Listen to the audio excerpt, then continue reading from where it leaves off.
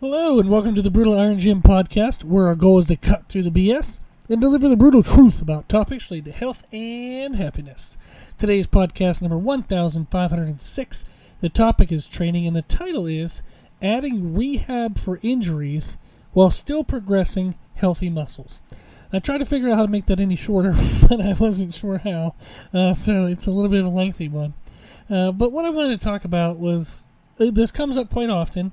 People will come to me and they'll have some kind of injury issue and they want to know if I can fix it. That's awesome and I love that, but also we want to continue to strengthen whatever is still healthy on them, and I think that that's a unique aspect that maybe people don't think of when they consider programming to rehab injuries. The main focus is always on the weakness, but people forget about the strengths.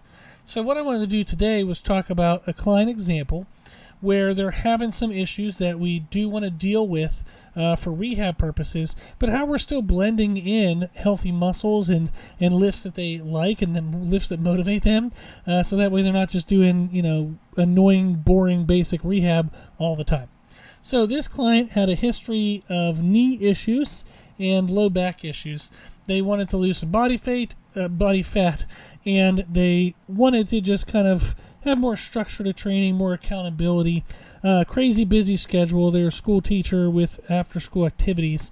It helps to have something concise, something clear, and someone kind of checking in with you. And then I also do their nutrition as well. So super helpful for all those parts. So since we started, they've lost body fat. They've been feeling a lot better mobility-wise.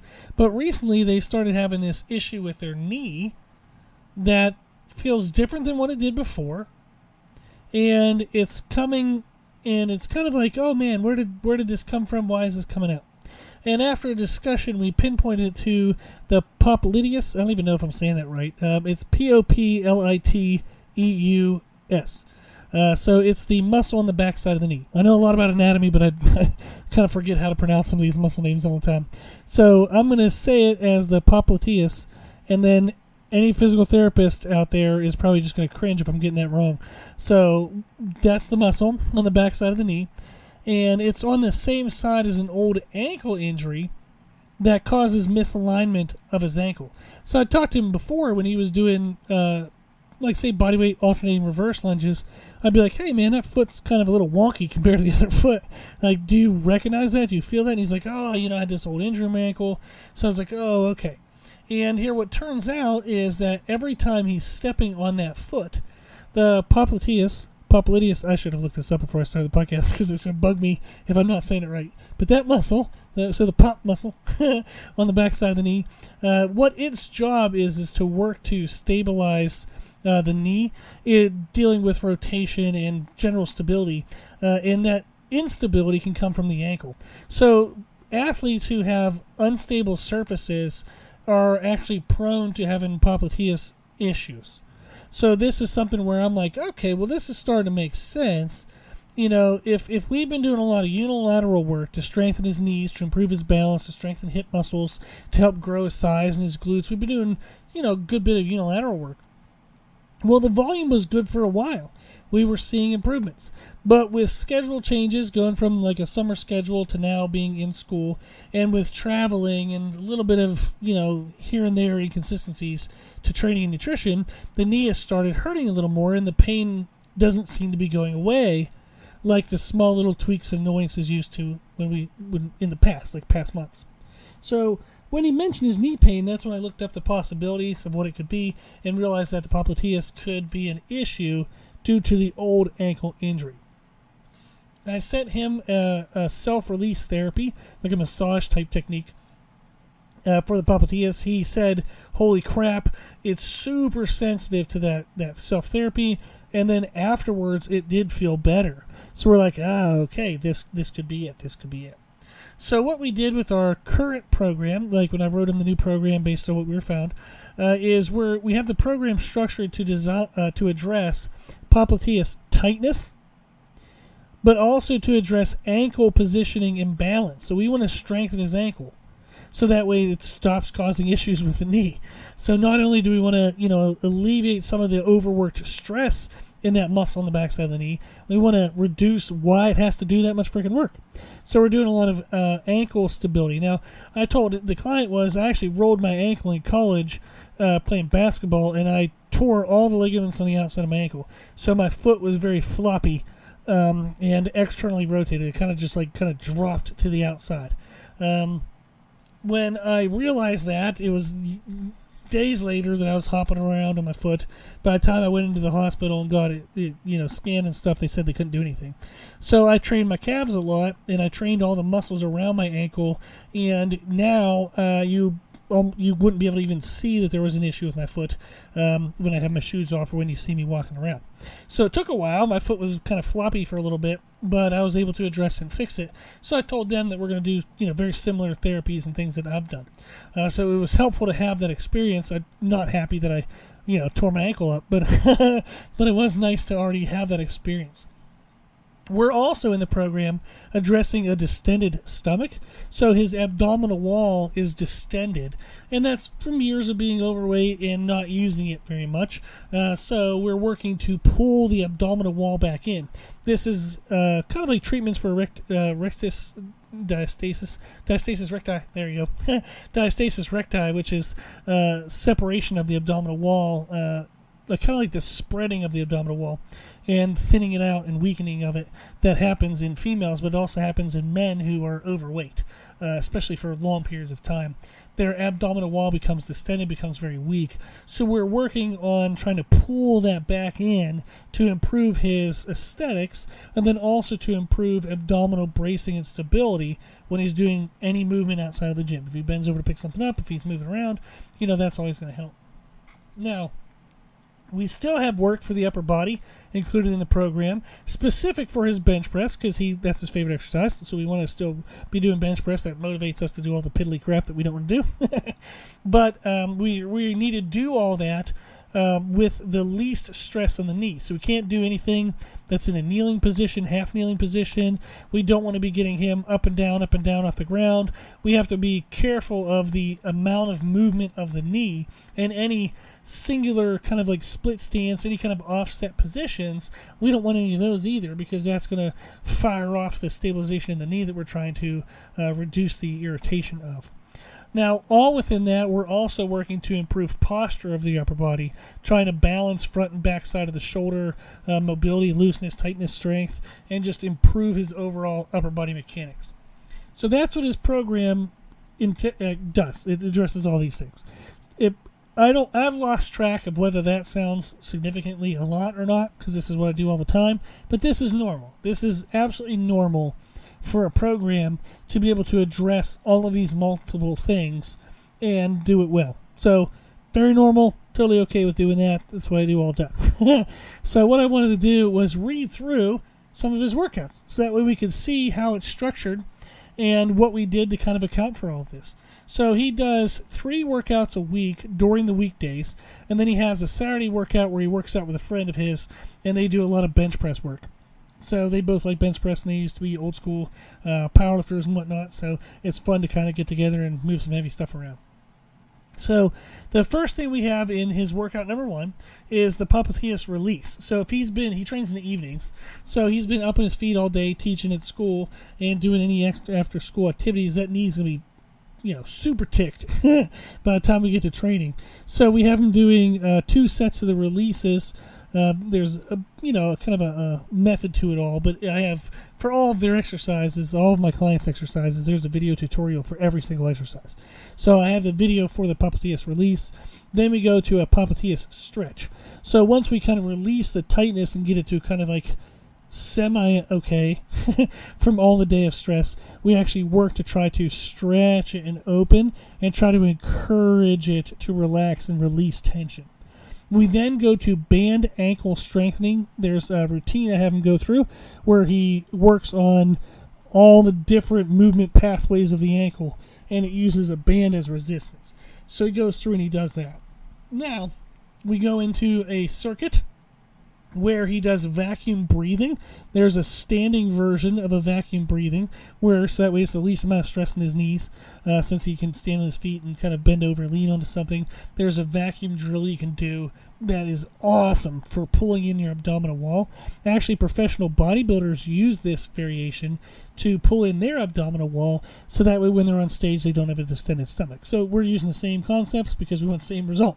We want to look super lean to mean in the midsection, so I have him doing that. We pair that with tricep press downs with an overhand grip, and then a cable lat pull down where he alternates his arms on a wide overhand grip. So he has a seated lat pull down at his home gym, and it has the seated part for the lat pull downs, but also you can sit on the floor in front of it and do cable seated rows. But I don't want him on the floor because he has to get down on the ground, he has to get back up off the ground. There's more knee stress. So he can do the cable tricep press downs with the long overhand grip as an overhand grip for tricep press downs. He then just sits onto the seat and does the alternating arm lat pull downs. So super easy, not a lot of transitional stress, really good circuit. We then have a circuit with dumbbell seated hammer curls into dumbbell skull crushers. So he's doing the hammer curls without a back support. He's just sitting on the end of the bench doing the hammer curls. Then he lays back, does the skull crushers, and then he does dumbbell chest flies. I made the rep ranges a little bit big, kind of the full scope of the range that we would want for our growth result, because he has power block dumbbells. They're not the fastest things in the world to change. So I tried to pick exercises that he could use relatively the same weight for all of them, and that way it just lessens any change of weight time, so it's super easy for him. And that's actually the full workout. So for full workout 1, we have the popliteus release, then the stretch, then the ankle strengthening, vacuum breathing, then we have tricep press downs and the lat pull downs, and then we have the hammer curls, skull crushers, and chest flies. This is actually all going to be done usually on Mondays, and he just benched on the previous Saturday. So that's why a lot of these exercises are isolative in nature, because he's still recovering his joints from the heavy work on Saturday. We want to beat the muscles up a little bit on Monday, but we don't want to beat the joints up. Then on workout number 2, again, we have the popliteus release, the stretch, the band ankle strengthening. Then his main circuit, we're just going to do a single circuit on this day. He has the vacuum breathing drill. Then he has a what's called a Yukon bar. More commonly nowadays, you might know it as a buffalo bar or a duffalo bar. But the Yukon bar is kind of a bowed bar. And we're going to do bench press with that with a pause at the bottom. So this actually increases the degree of stretch in his chest muscles compared to a normal barbell. We're going to be doing it with a pause, and he's going to pause for a 3 count. So 1, 2, 3, boom. That's how long he's going to pause in his chest. Now, what we're doing this for is we're trying to get extra chest stress. He has very meaty, very strong triceps. So I want to do an accessory of bench that emphasizes the chest to bring up the chest. Now, are we still going to train his triceps? Absolutely. That's why I just did skull crushers in the workout before and tricep press downs. So we're still going to train his strengths, but we do want to isolate out his weakness in a main lift variation. So he has that. And then the third exercise of the circuit is cable seated lat pull downs with a rope grip. And I actually have him holding in the middle of the rope, so that way it actually works extra grip work as well. So that's his main circuit for that workout, is going to be vacuum breathing, the Yukon bar, paused bench press, and then cable seated lat pull downs with the rope grip. Our third workout was a popliteus release, the stretch, the band ankle strengthening. And why are we having those so many freaking times is because the popliteus is going to be annoyed every single time he shows up at the workout. So we want to address that every single time. Then the band ankle strengthening routine, it doesn't cause enough eccentric tissue damage or inflammational stress that you can't repeat that very often. So you can actually do that every single day. But I know he's going to commit to 3 workouts a week, so I'm asking him to do it in all 3. Now, the main circuit for this workout is going to be, again, vacuum breathing. Really try to get that abdominal wall pulled in. And that's the same thing, as you can do that literally all day, every day. Your muscles are going to get tired, but they would be fine within a few hours. So you can repeat this pretty much every day. When I used to do vacuum breathing drills, I would do them all day when I would train clients. I can't even tell you how many sets of it. I mean, at least 50 sets of vacuum breathing drills every single day, and that's helped me get to 280 pounds, and my stomach doesn't stick out. I have ridiculously strong abs, so it's helped a lot. So that circuit is going to be the breathing drill. Then I have him doing barbell rack pulls. I have him doing rack pulls because it doesn't require his knees to shift forward at all. So he's going to be doing a vertical shin, almost like an RDL, basically an RDL, but he's going to lift it off the rack, off his supports, so he doesn't have to like take it out of the J-cups, then step back, which would tick off his knee. So he's going to bring it right up off the supports in the squat rack, so that way once he's stable and in place, he never has to move again for the rest of the set, and his shins stay vertical, so he doesn't have any rotational workload stress on the popliteus in that movement, but it still allows us to train our hamstrings and our glutes, our core stability, so it really helps us maintain the strength in those tissues while we maybe have to back away from things like squats. Then with that rack pulls, he has bicep curls on his cable machine. He's going to do bicep curls, and then he has front raises with the same rope grip. So that way, once the machine is set, he just stands there and does bicep curls, then stays right in position and does front raises. Super easy transition, not a lot of movement, nothing where the leg has to stabilize more than just normal standing. So those are the three workouts throughout the week. And again, they're blended in to address the popliteus, to address the ankle positioning, to address his core stability and his distended stomach.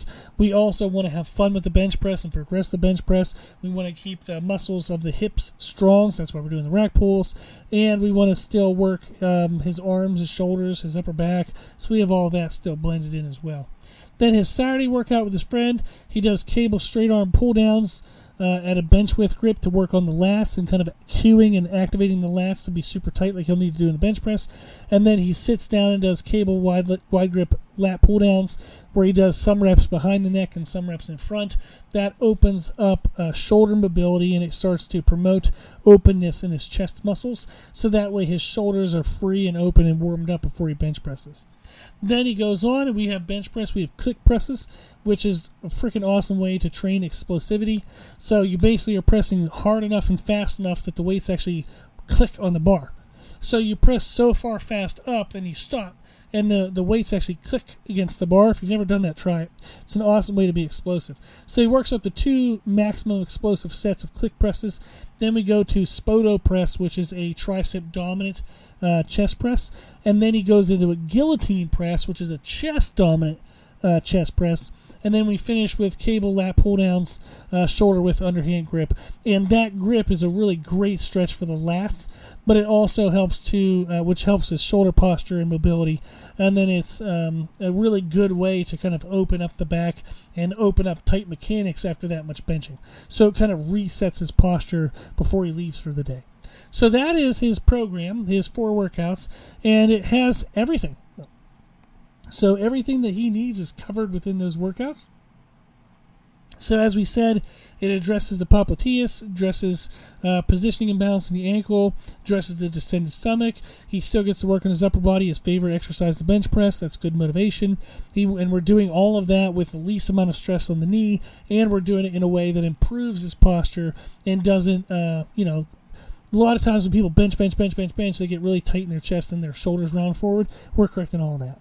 So that's pretty awesome. I think it's fun to know that you can address weaknesses or an injury while progressing what's still healthy. You absolutely can do that. It does take some creativity, but it can be done.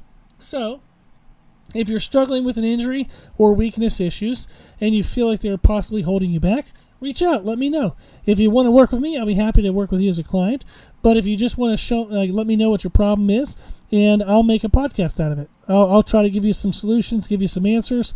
We'll make a podcast, and say, for example, you're dealing with some lower back injuries. I'm sure a lot of people are also dealing with some lower back issues and or injuries. So everybody's going to benefit from a podcast. So if you do reach out, I'll make a podcast for you. But if you want to be a client, just let me know that as well. You can check out all of our service options on our website at www.brutalirongym.com. And we also have programming available on our website now. So we have some free program examples. We have some Try Me programs, which is basically where you just get to try my style of programming at a low cost. And then we have training templates, which are actually big, full, educational kind of templates that teach you how to train yourself. You can find all that on our website at www.brutalirongym.com. Well, if you like today's podcast or the podcast in general, please share it. If you share it on social media, that reaches the most amount of people. But even if you're just sharing a conversation with somebody, just let them know that we exist and that we'll answer their questions for free. I really appreciate that, and they probably will as well. So thank you to the people who donate to support the podcast. The podcast is well over $1,000 a year for hosting costs. I give an hour to it every single day, and we're going to keep it for free. You can donate at our website. There's an option for a one-time donation, monthly donation, yearly donation, even just $5 a month. It does add up, and it does help, so thank you to those who do that. If you like the information we share in a podcast, you can find more from us on our social media channels on Instagram, Facebook, Twitter, and YouTube under the name Brutal Iron Gym. If you have any questions, feedback, suggestions, anything that you want to know, let us know at our email, brutalirongym@gmail.com. As always, I hope this was helpful, and thank you for listening.